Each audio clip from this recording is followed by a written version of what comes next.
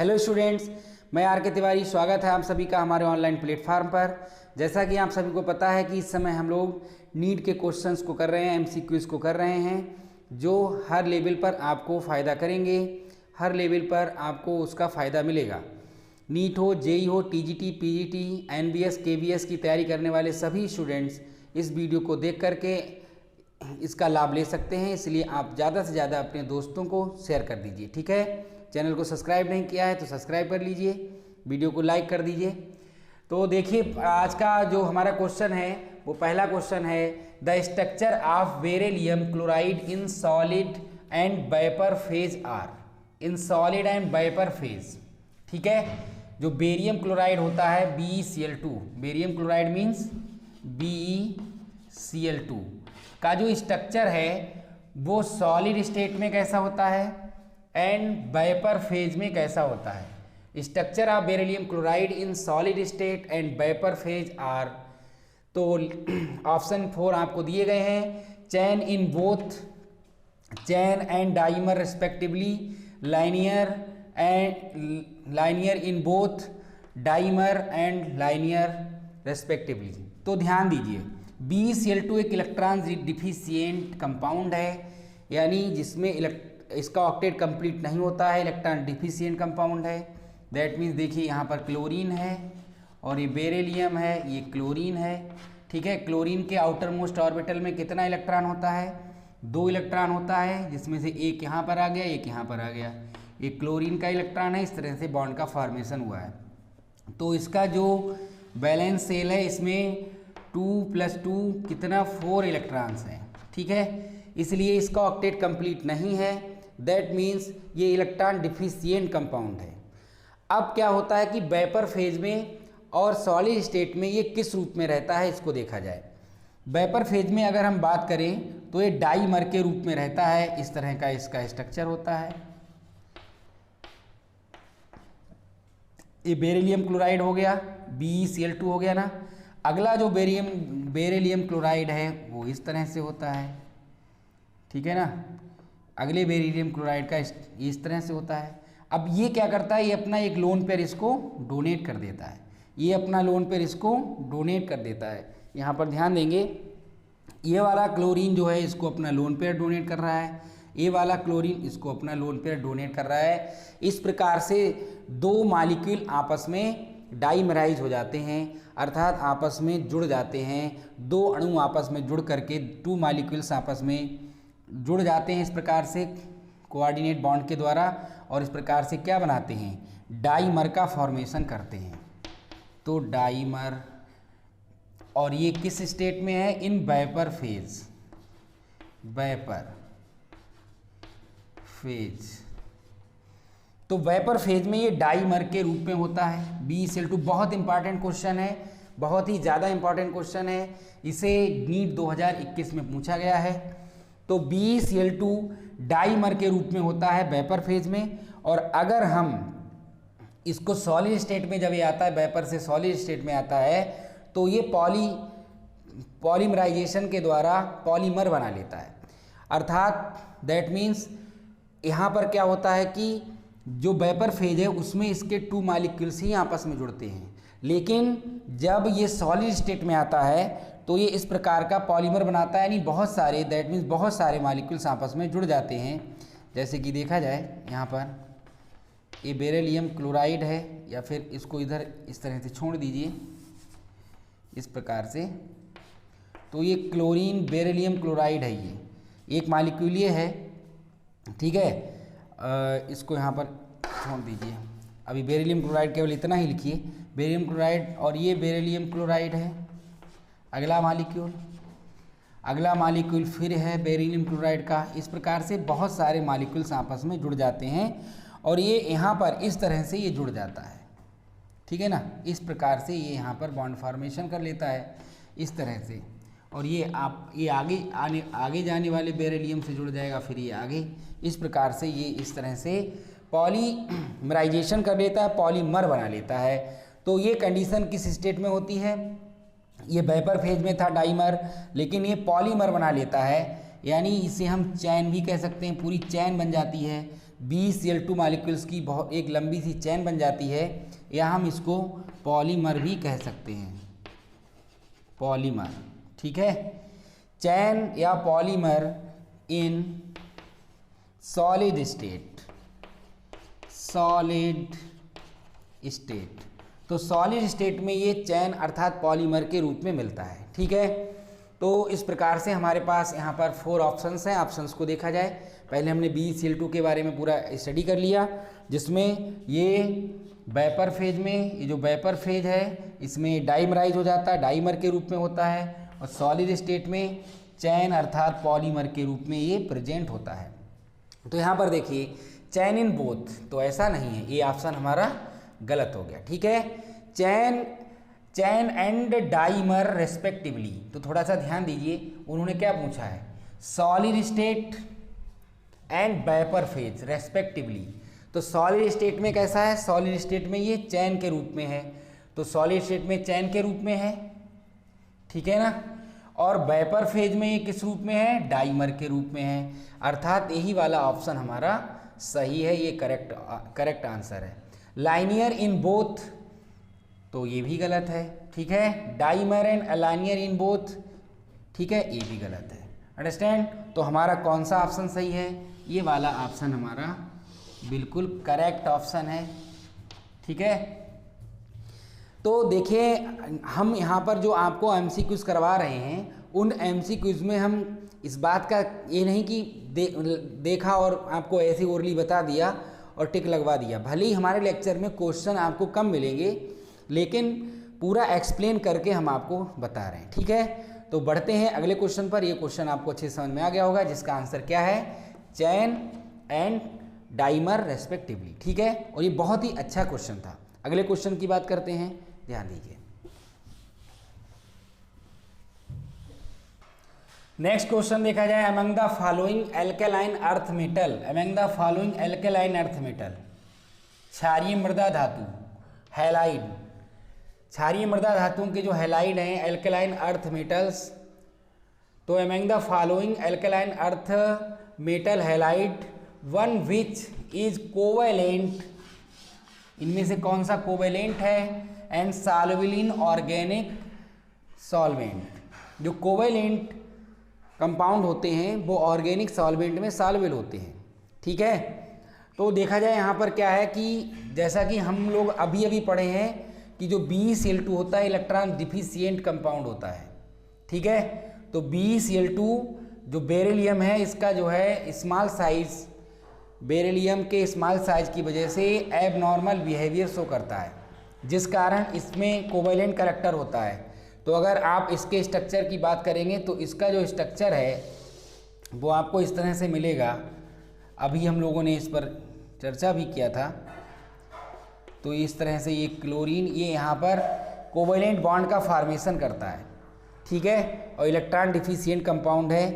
ठीक है, अभी अभी इसके बारे में चर्चा कर चुके हैं। लेकिन अगर आप CaCl2 की बात करें तो ये आयनिक कंपाउंड बनाता है। यहाँ पर 2 Cl हैं निगेटिव। ठीक है, तो ये आयनिक कंपाउंड बनाता है SrCl2। दैट मीन्स बेरिलियम को छोड़ दीजिए, जो एल्केलाइन अर्थ मेटल्स हैं, कौन कौन एल्केलाइन अर्थ मेटल्स हैं, beryllium, calcium, magnesium, strontium, barium और रेडियम, ये होते हैं। तो इनमें जो है कैल्शियम, केवल बेरिलियम को छोड़ दीजिए तो calcium, magnesium, strontium, barium, radium, ये सब आयनिक हैलाइड का फॉर्मेशन करते हैं। ये भी आयनिक हैलाइड का फॉर्मेशन करेगा। Sr, इस पर भी 2 पॉजिटिव आएगा और 2 Cl निगेटिव, ये भी आयनिक हैलाइड बनाता है। इसी प्रकार से MgCl2 भी आयनिक हैलाइड का फॉर्मेशन करता है। यानी जो बॉन्ड का फॉर्मेशन होता है वो इलेक्ट्रॉन के ट्रांसफ़र से होता है, बट यहाँ पर क्या है, इलेक्ट्रॉन की साझेदारी से होता है। ठीक है, इलेक्ट्रॉन शेयरिंग से होता है। यहाँ पर इलेक्ट्रॉन शेयर करता है क्लोरीन और बेरिलियम आपस में, और कोवैलेंट बॉन्ड का फॉर्मेशन करता है। तो यहाँ पर जो BeCl2 है वो सही ऑप्शन है, क्योंकि BeCl2 ही क्या बनाता है, कोवैलेंट बॉन्ड का फॉर्मेशन करता है, और इस प्रकार से कोवैलेंट हैलाइड है ये। तो ये कोवैलेंट हैलाइड है, और जो कोवैलेंट हैलाइड होते हैं वो ऑर्गेनिक सॉल्वेंट में सॉल्युबल होते हैं। ये भी नीट 2021 का क्वेश्चन है। ठीक है, नीट 2021 में इस क्वेश्चन को ही पूछा गया है। जैसा कि हम आप लोगों को बता चुके हैं कि जो भी हम ये क्वेश्चन आपको करा रहे हैं ये केवल नीट के लिए ही उपयोगी नहीं है। नीट के साथ साथ JEE, NVS, KVS, TGT, PGT, किसी का भी आप एग्ज़ाम दे रहे हैं इनमें से, और अगर आप चाहते हैं कि आपके इस तरह से जो ऑब्जेक्टिव क्वेश्चंस हैं, एमसीक्यूज़ हैं, वो स्ट्रांग हो जाएं, तो आप हमारे साथ जुड़िए, इस वीडियो को अपने साथियों को शेयर करिए, और अगर आपने चैनल को सब्सक्राइब नहीं किया है तो सब्सक्राइब कर लीजिए, और वीडियो अगर अच्छी लगी है तो उसे लाइक कर दीजिए। ठीक है, तो इस प्रकार से ये जो BeCl2 है इसका एबनॉर्मल बिहेवियर होता है इसकी स्मॉल साइज़ की वजह से, जिस कारण ये एबनॉर्मल बिहेवियर शो करती है। और जितने भी एल्कलाइन अर्थ मेटल्स होते हैं जो कि हमने आप लोगों को बताए हैं कौन कौन होते हैं, beryllium, magnesium, calcium, strontium, barium और रेडियम, ये एल्कलाइन अर्थ मेटल्स होते हैं। क्षारीय मृदा धातु, इनको याद रखने का तरीका ही बताया था, बेटा मांगे कार स्कूटर बाप रोए। तो इनमें जो बेरिलियम है इसका स्मॉल साइज है, स्मॉल साइज की वजह से एबनॉर्मल बिहेवियर शो करता है, और जिस कारण ये जो अन्य जो अदर एल्कलाइन अर्थ मेटल्स हैं उनसे थोड़े इसके प्रॉपर्टीज़ डिफरेंट होते हैं। जैसे कि यहीं पर आप देख रहे हैं कि जो अदर एल्कलाइन अर्थ मेटल्स हैं वो क्या बनाते हैं, वो सभी आयनिक हैलाइड का फॉर्मेशन करते हैं, लेकिन बेरिलियम क्लोराइड कोवेलेंट हैलाइड बनाता है। ठीक है, यानी सहसंयोजी यौगिक बनाता है। और जितने भी सहसंयोजी यौगिक होते हैं, कोवेलेंट कंपाउंड्स होते हैं, कोवेलेंट हाइड्राइड्स होते हैं, कोवेलेंट हैलाइड है, ये सब काहे में सॉल्वेबल हैं, ये ऑर्गेनिक सॉल्वेंट में सॉल्वेबल होते हैं। ठीक है, तो इस प्रकार से इसमें हमारा बेरिलियम क्लोराइड क्वेश्चन का आंसर बिल्कुल सही है। तो इन सभी हैलाइडों में एक कोवेलेंट है, बाकी सभी हैलाइड कैसे हैं, आयनिक है, अंडरस्टैंड। और ये वाटर सॉल्वेबल है। ठीक है, वाटर कैसा, इनऑर्गेनिक सॉल्वेंट है, इनऑर्गेनिक सॉल्वेंट है, उसमें ये सॉल्वेबल है, लेकिन ये इनऑर्गेनिक सॉल्वेंट में सॉल्वेबल नहीं होता है, या लीस्ट सॉल्वेबल होता है, कम सॉल्वेबल होता है। अगला क्वेश्चन देखा जाए, इसी से रिलेटेड है, which of the following is an amphoteric hydride, is an, ये मिस्टेक हो गया यहाँ पर, इज एन एम्फोटेरिक हाइड्रोक्साइड। ये नीट 2019 का क्वेश्चन है, इसको देखा जाए तो इसमें भी जो बेरिलियम के एबनॉर्मल बिहेवियर की वजह से बेरिलियम का जो हाइड्रोक्साइड होता है ये कैसा होता है, ये एम्फोटेरिक हाइड्रोक्साइड होता है। दैट मीन्स एसिड और बेस दोनों के समान शो करता है, एसिड के समान भी बिहेवियर करता है और बेस के समान भी करता है। रीज़न क्या है, इसमें OH आयन है जिस कारण ये बेस के समान बिहेवियर करेगा, लेकिन ये इलेक्ट्रॉन डिफिशियंट भी है। ये कैसा है, इलेक्ट्रॉन डिफिशियंट भी है। अगर हम यहाँ पर बात करें BOH और ये OH, इसका ये स्ट्रक्चर है, तो इसमें क्या है, बेरिलियम के पास एक इलेक्ट्रॉन होता है और हाइड्रोक्साइड आयन ने एक को इलेक्ट्रॉन दिया होगा, तो इसके कोवेलेंट, इसका जो बैलेंस सेल है उसमें कितना टोटल इलेक्ट्रॉन है, 4 बैलेंस इलेक्ट्रॉन है। दैट मीन्स इसका ऑक्टेट कंप्लीट नहीं है, जिस कारण क्या होगा, ये लोन पेयर को एक्सेप्ट कर लेगा, ये लोन पेयर को एक्सेप्ट कर लेगा, लोन पेयर को एक्सेप्ट कर लेगा, क्योंकि इसके पास इलेक्ट्रॉन्स की कमी है, इलेक्ट्रॉनों का अभाव है, जिस कारण लोन पेयर को एक्सेप्ट कर लेगा। और लोन पेयर एक्सेप्टर क्या कहलाते हैं, lone pair acceptor are called Lewis acid. Lone pair को जो एक्सेप्ट कर लेते हैं वो लुईस एसिड कहलाते हैं। अकॉर्डिंग टू लुईस वो सब क्या होते हैं, एसिड होते हैं। तो लुईस के अकॉर्डिंग ये लोन पेयर को एक्सेप्ट कर लेगा, इसलिए ये कैसा होगा, एसिड है। और OH आयनों की वजह से ये कैसा होगा, बेस होगा। तो एसिड भी होगा, ये बेस भी होगा। बाकी सभी का जो ऑक्टेट है वो कंप्लीट होता है, तो वो ये बेसिक नेचर शो करेंगे, ये सब बेस हैं, बेसिक हाइड्रोक्साइड है, अंडरस्टैंड।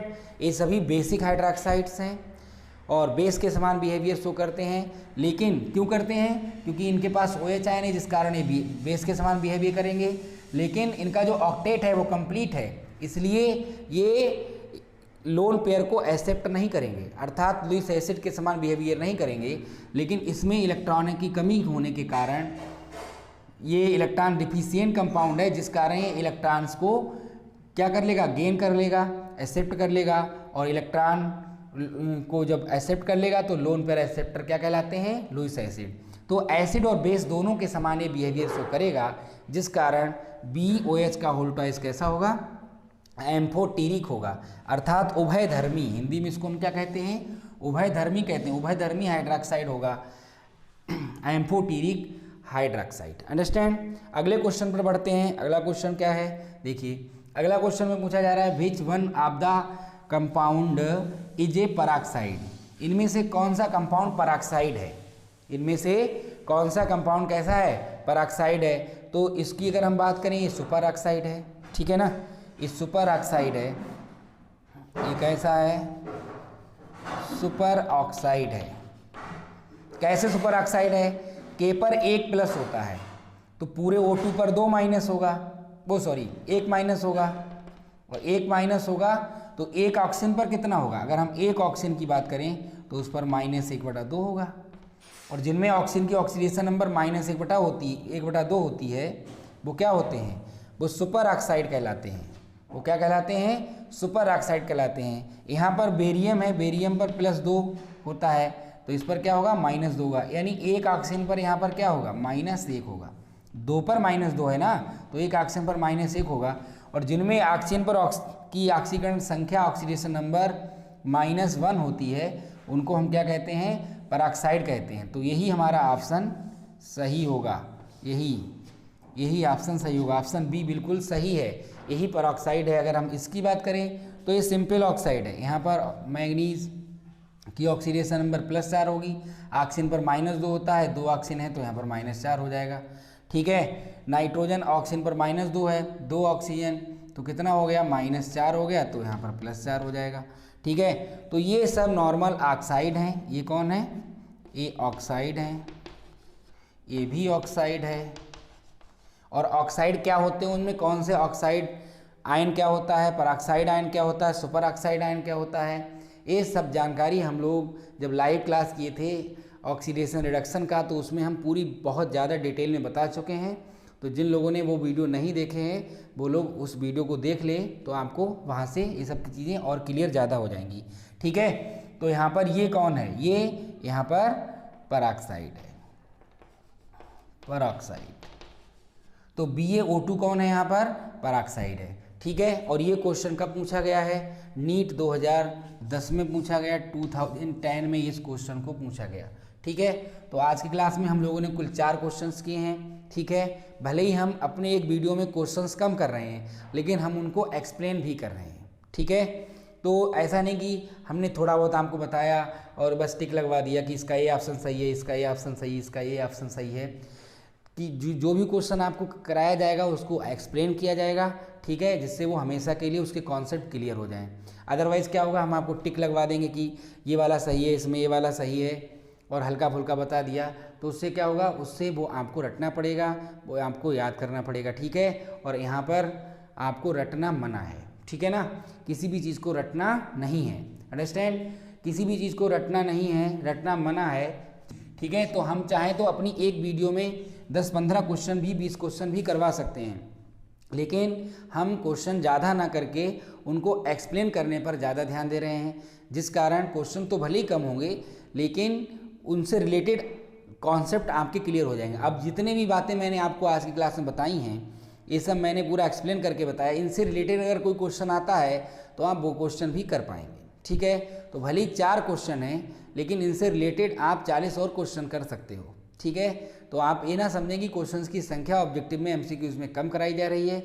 ये जितने भी क्वेश्चंस आपको कराए जा रहे हैं वो NEET, JEE, KVS, NVS, TGT, PGT हर किसी में काम आने वाले हैं। तो आप अपने सभी साथियों को शेयर कर दीजिए जिससे कि आपके साथी भी इसका सही से लाभ उठा पाएँ, ठीक है। तो आज की क्लास में इतना ही, मिलते हैं अपनी अगली वीडियो में इसके आगे के क्वेश्चंस के साथ। That's all.